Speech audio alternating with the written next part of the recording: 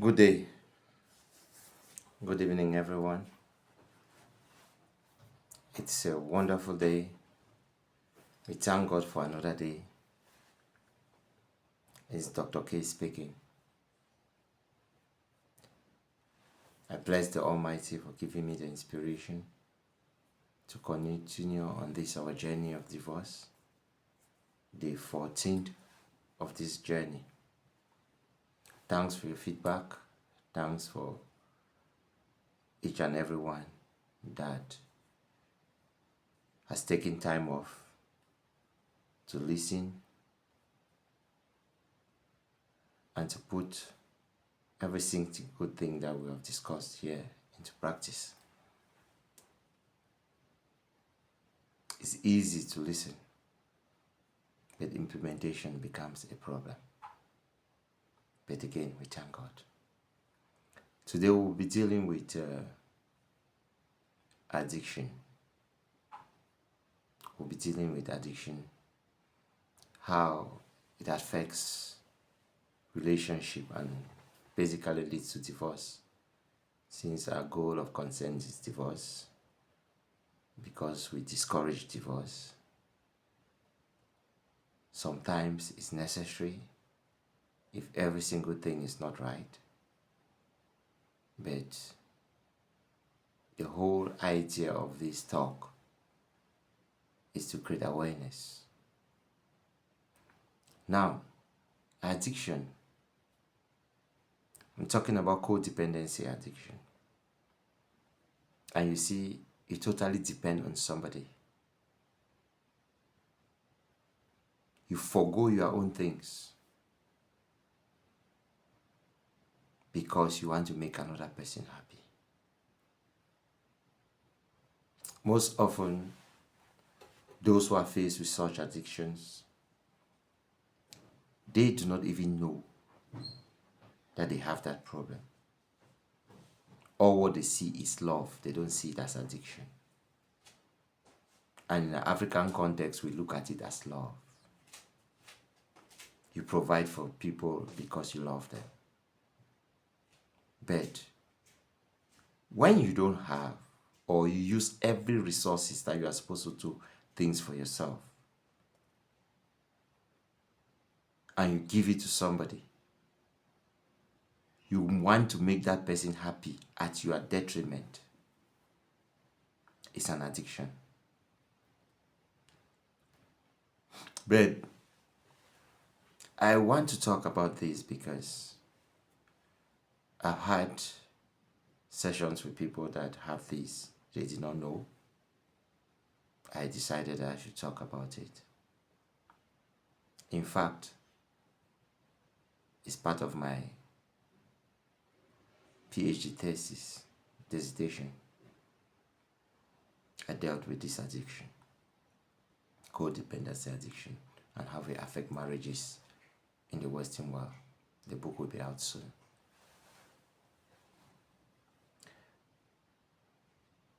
My brothers and sisters, it's important for us to understand that when you get married to somebody,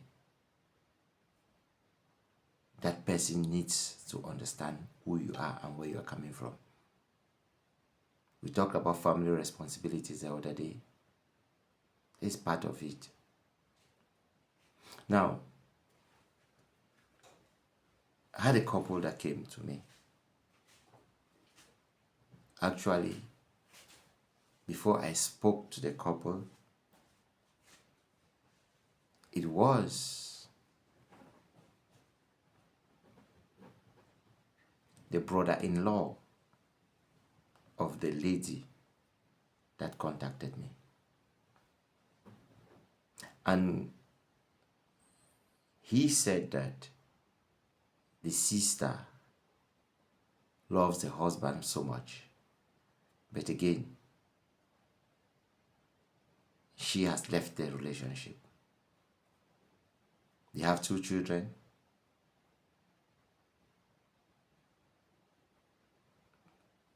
Now, they did not have a child yet. but they have been dating for quite a while. I asked him, what is the problem? He said the sister-in-law came back, went to her home, and was complaining that the husband doesn't listen to her. That every single thing in their home, the husband's senior sister knows about it and controls the husband. That she has tried, but there's nothing that she can do. I said, okay, can I speak with her? So we booked an appointment, and she came around, and I asked her what's going on. Do you love your husband? I always start from that direction, because the Bible makes us to understand that two must agree in Amos 3. So I start from that direction. The lady said yes, love the husband so much. I said, okay, then where are you now? She says she has left the home. She's not comfortable again in the marriage. That the sister-in-law, it's actually the senior sister of the guy, keeps on disturbing them in their marriage. The boy cannot do anything without the sister. Before they discuss something, he must first discuss with the sister before coming to her. And she has taken that for a very long time. I said, what about the sister's husband? Have you complained to the sister's husband? If the sister is married, say yeah. She said yes, she did. But the sister's husband too is also very confused. And he too is having a crisis in his own home, because he doesn't like the way the wife interferes with the junior brother's affairs. So he's not comfortable with it. And he too is having issues with the senior sister because of that. So the lady said, based on that, the other in-law could not help him, could not help her. So at that particular point, she needed to talk to somebody. You see, I asked her, I told her that two wrongs can never make a right. First things first, go back home. Go and be with your husband. And when you are with your husband, try to respect him. I know there are still problems, but we shall sort it out. But the first thing is for you to go back home. Your husband needs you. So go back home. And I will speak first to the in-law, to your in-law, the husband of your sister-in-law. When I talk to him, then I'll get to her. She accepted. And she left. She went home, which is something that I loved. When she went home, I called the brother-in-law. I said, sir, please, can you come? I told him what had happened, and he came. I had a session with him. I said, tell me, what's happening in the marriage of the lady that contacted me? He said he knows about it, and he also has a problem in her own home with her wife, because of course her wife is a senior sister to the husband of the lady, and he has tried everything that he can to sort out the issue, but each time he brings up this, they have problems. So I said, okay, no problem. But can you give me background information? Who are your parents? That is when he told me that the mother died while giving birth to the junior brother, the wife's junior brother. The mother died while giving birth to him. And in the dying bed, the mother told this lady, she was 8 at that time. She told the little girl to make sure she takes care of the junior brother. That was a promise, and the mother died. 6 years after, the father died. So that little girl was left with the junior brother to take care of. And as we were talking, the boy was 26 years old. Because of that, this girl had to do everything. So she was not only the senior sister, she was the father, she was the mother, she was a confidant, she was every single thing to that young man. She basically worked as a young girl, house help and every other thing, sponsored the brother to school. Everything that he did, she did everything for the brother. So the brother saw her as an idol. The brother did not only see her as a senior sister, but she embodies every single thing that the brother could think of. That was the problem there. I said, so wow. And this lady never got married until the junior brother got married and settled. That is when she got married. All her life has been, because the idea is that he's my only brother. I have to do everything. So at one point in time, the junior brother became addicted to the care, the compassion, every other thing. So he had an addiction that he cannot do anything without the sister. So he basically depended on the sister for everything. That is the life he has lived for 26 years. He knows no other thing. And so when he got married, that attachment is still there. And he was already addicted,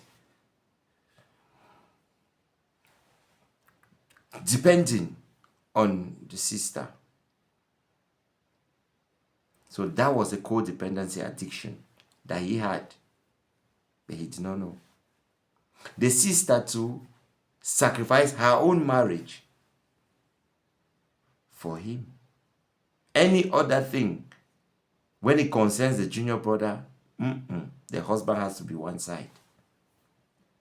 So both marriages had issues. For me to cancel one, now I had to cancel 2 families. It wasn't an easy situation. But I told the guy that, please, can you go and bring me this lady? I want to see that you are in-law. Come to me. So we made an appointment again for both of them. Remember, the guy is totally out of this. I've not cancelled him. I've not spoken to him. The senior sister too is out. I've not cancelled her. I've not spoken. I did that intentionally. I wanted to work with the in-laws, with the wife and the husband of both parties. Because I saw something at that time. So I wanted them to come closer so that we can talk. So both of them, they came. So I said, you guys are facing the same thing. But I want you people to work together. And when you work together, and then we shall solve this problem, because it is not something that you just solve. That guy's life is totally dependent on the sister. You can't cut it out. And they will hate you guys because it's like you guys want to separate them. They will never see it as if you love them by doing this. They will hate you. You, the wife, your husband will hate you. And because you, the wife, you are not talking to the senior sister, and he sees the senior sister as everything, there he has a problem with you. Because that is the most valuable relationship. So you have to make amends with the senior sister. First things first. Your husband needs to see you talking to the senior sister. That's the first thing you have to do. Then I told them that they should understand where they are coming from. And it's a circle that must be broken. It's already an addiction case. You people do not see it, but they are addicted. That's codependency addiction. And that guy is suffering from it. The lady too is part of it. She facilitates it in another way. She feels that she's taking care, but she facilitates the codependency addiction. So I said, okay, that is the situation. Let's watch. Then I told them, something will break this thing. You see this dependence on each other? There is something that can break it. And that is greater than every other thing. It's love. So you, the woman, go and meet your husband. Back as she had already gone home. Remember, I told you that. I said, okay, there's one more thing you need to do. Go and apologize to your sister-in-law. Tell her that you were wrong. Tell her that you understand that she's just protecting the husband and she meant no harm. Just tell her that you are sorry. The lady's husband, she is the one that said no. Leave it. Things will come to play. Just tell her that and watch me. I said, you, the man, go back to your husband, to your wife, who is the senior sister to the lady's husband. I said, tell your wife that you were insensitive about his relationship with the brother, so that you support her in everything that she does, that you understand their relationship and you are no longer angry with her. Embrace her. Let her feel loved and be with her. But there is something I want you guys to do. You guys don't have children yet. So within this period, go within 3 months by the grace of God. Make your home. Let there be peace in your home by doing this. Allow them. Let there be peace. Dine together. Do things as you usually do. Let them feel that you are okay. And because of that peaceful spirit, God will bless you guys. I want you guys to have children. Going for that direction. And if God blesses you for children, then you'll see what will happen. I'll tell you guys what to do. So they left and the session ended. But I asked them to call me each time when there's something. Periodically they call me and I give them 1 or 2 advice. Now, something happened the 3rd month. The girl was pregnant. Both ladies were pregnant. Because of that pregnancy, something changed. And that is what I wanted. So when they said they are pregnant, I said, you people should come. I told the woman that you are pregnant, right? He said, yes. I said, this, your husband will now shift his attention from that sister to you and this child. Because he will know that this is his responsibility coming. And because he needs a family, He has only the sister. He will do every single thing to be with you. And because of that, that time that he has to spend with the sister will not be there. I said you, if your own woman is pregnant, is the first child, there is something about mother instincts when it comes to children, especially the first child. Look, she will concentrate every single thing. She knows that she has another responsibility. You will see things will change. She will focus on her baby and focus on you, the husband. Naturally, these things will shift. Remember, they had addictions, but codependency. But now that dependency ratio will be divided because they have a child in the middle. Both of them, all of them, they have children. They said, what? I said, yes. So that is what God has done for you guys. You see these children? They came to solve a problem. That is how both of them left. And when they called me a few months later to give me feedback, it was amazing. That guy that solely depended on the sister, no. In fact, he did not even have time to call the sister.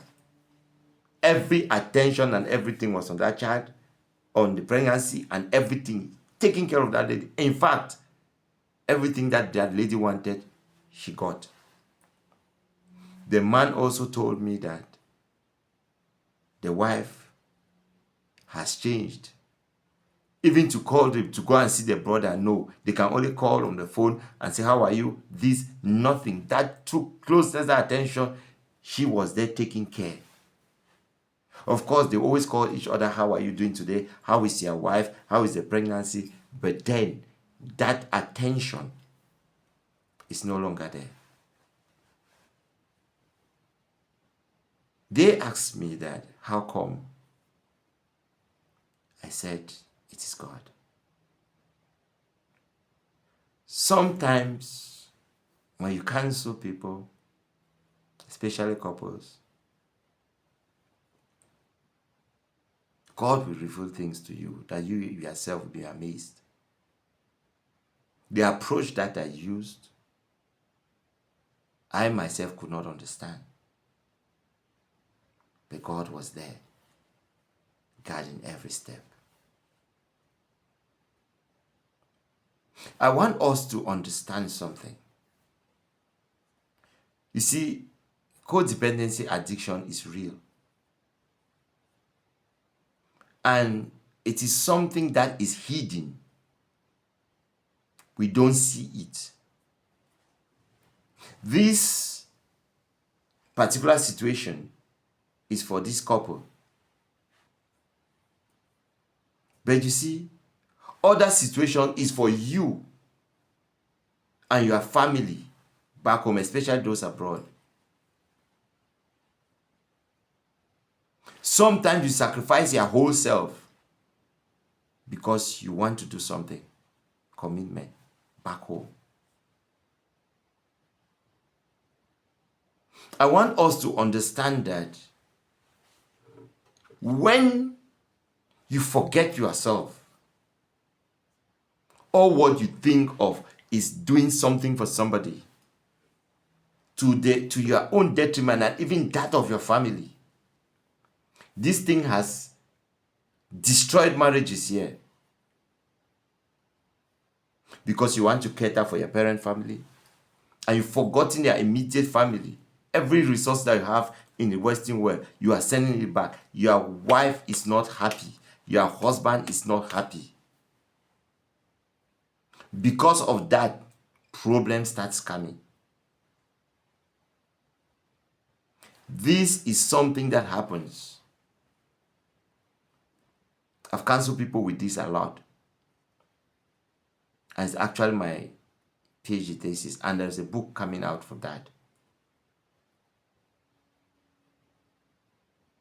Especially for those in diaspora. I want us to be mindful of this. Sometimes don't accuse your partner. Why are you so attached to your mother? Why are you also attached to your siblings?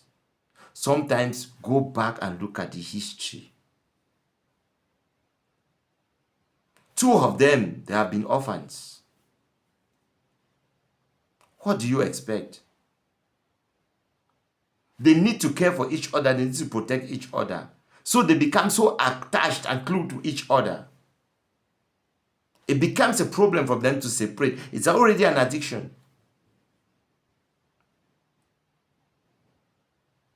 So sometimes don't take harsh decisions. Don't look at things just because you want to see my side, my side, my side. Look at the other person. What is behind? That's what I want us to know. What is behind? It's always good to see behind, think behind. What is behind the scenes? It comes down to dialogue. It comes down to understanding.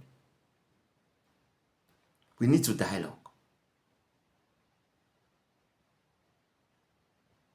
The moment this lady went and met the senior sister and apologized, it was the best day in the senior sister's life.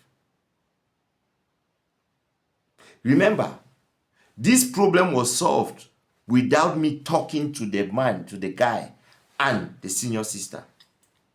But I used the husband and the wife to solve a problem.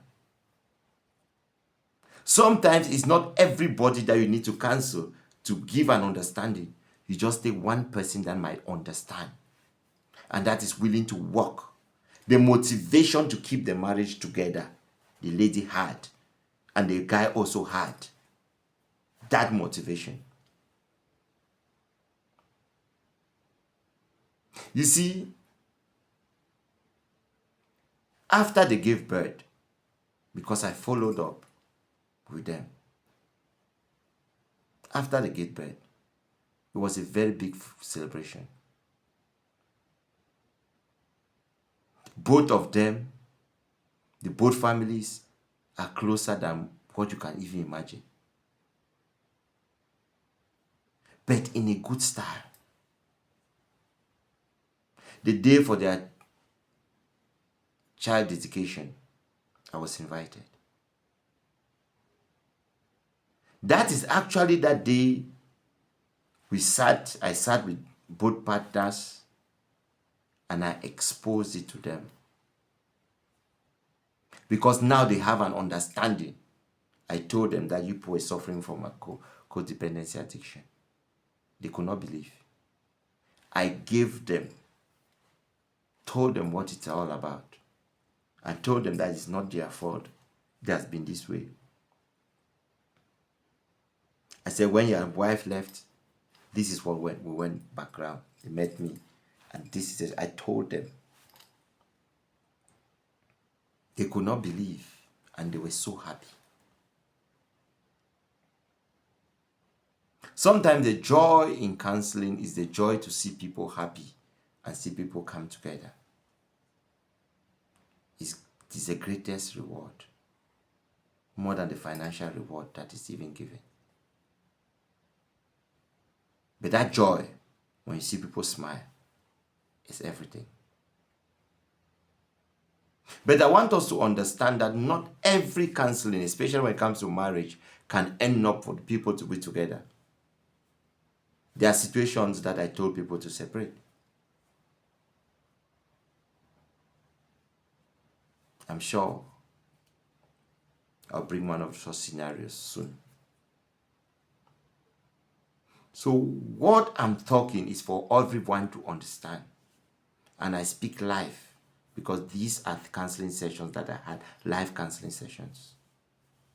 Of course, you never know the individuals because their name is sealed. But I ask a permission for me to use their story to inspire others and to help others who have similar situations.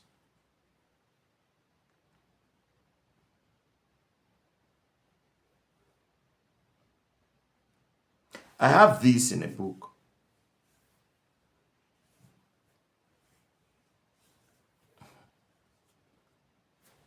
I will post it. Most people have seen it. You see the book is in Amazon.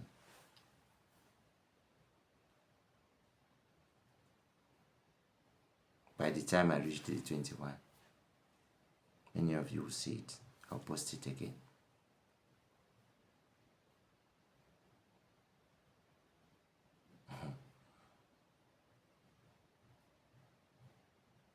Love University. My brothers and sisters, marriage is a good thing, but we need to prepare ourselves before we get married. Divorce is the worst thing that can happen to anybody, especially when children are involved. We destroy the children, whether we like it or not. Children are meant to be raised by two, a man and a woman. Not only the woman nor the man, both parties. What a man brings is different from what a woman brings. They are two distinct individuals. Let's try to work on ourselves. Examine yourself. First, don't look at the other person. Put yourself into the shoe. Wear it. Feel the pain. Feel the hurt.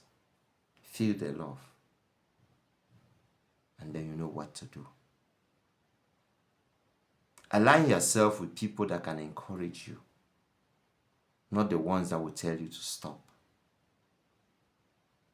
In every relationship, there comes a time when problems will come. But that is a test of how you think, how you feel.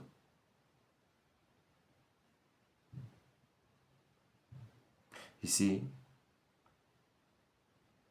my father once told me that, of blessed memory, may his soul rest in peace, J.S. Kevin Tita. He said, there's nothing like fear, but fear itself.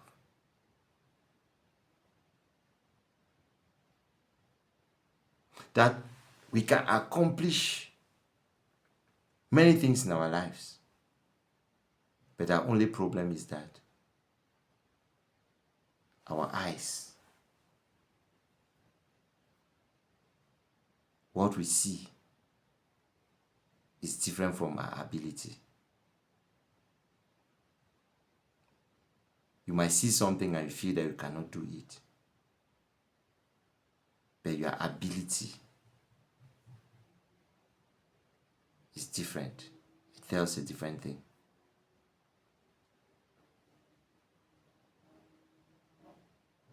There are a lot of people out there that are afraid to get married because of stories that they have heard. There are others that because they had a relationship that did not go well, they thought maybe they are not cut off for this and they are afraid to continue. But I'll tell you something. Don't be afraid to love again. Everybody is entitled to love. Everybody needs peace. Don't be afraid. A can never be B. All men are not the same. All women are not the same. There's a reason why that didn't work. Move on. Learn from it. Take it as a learning process. Look at yourself. Look at the things that you could have done right. Correct it. When another person comes, take that person for who that person is. Don't judge people. Don't take your past and bring it into your present. Situations were not the same, and they will never be the same. Remember, a man that you had a relationship with, or a woman, might see you as the worst woman on earth. And the woman might see the man as in fact, it's a no-go area. There's nothing good about the man. Hatred. But you see that same man, another woman will tell you that that man is the best man that she has ever had. You see that same woman, another man will tell you that she is the best woman that she has come across. Ask yourself this. Sometimes in life, you just meet somebody, you don't even know the person, but you hate the person. You just have some feelings that I don't like me, this individual. But you have a friend. That friend is telling you that the way I like this man. And you are asking your friend, but what do you like in him? You see, it's different. The man that you hate is an answering prayer for another woman. The woman that you hate is another answering prayer for another man. Because character complement each other. Your journey of failure is not a journey to fail. It's a journey to learn, to become a better person. That is what we need to know. That is what we are supposed to know and understand. God will open you doors. Seek, you'll find. Knock, it shall be open. So if you don't seek, you will not find it. If you don't knock, it will not be open.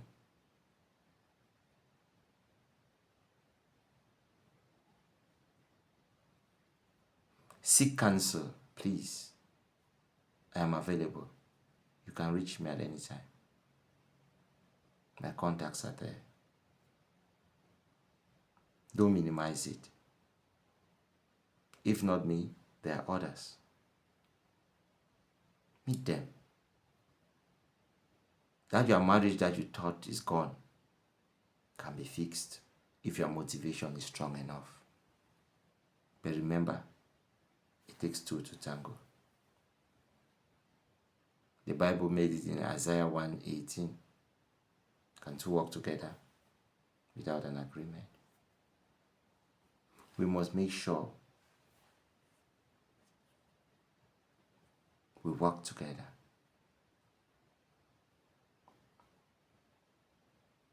You have your sides, which are not good. He has his too, which basically is not good. Everybody has a bad side. Nobody is perfect. So, why you say that he's bad, he is also saying that you are bad. Different aspects. We just need to compromise. Marriage is about compromise. It's not about the butterflies, love, those butterflies that we feel that is in between. It's not about those emotional things. It's bigger than that. But as we move on with this journey, we shall learn more. We're in day 14. I'll stop at day 21. May God bless you all for today. It's been a wonderful session. Thank you very much. God bless you.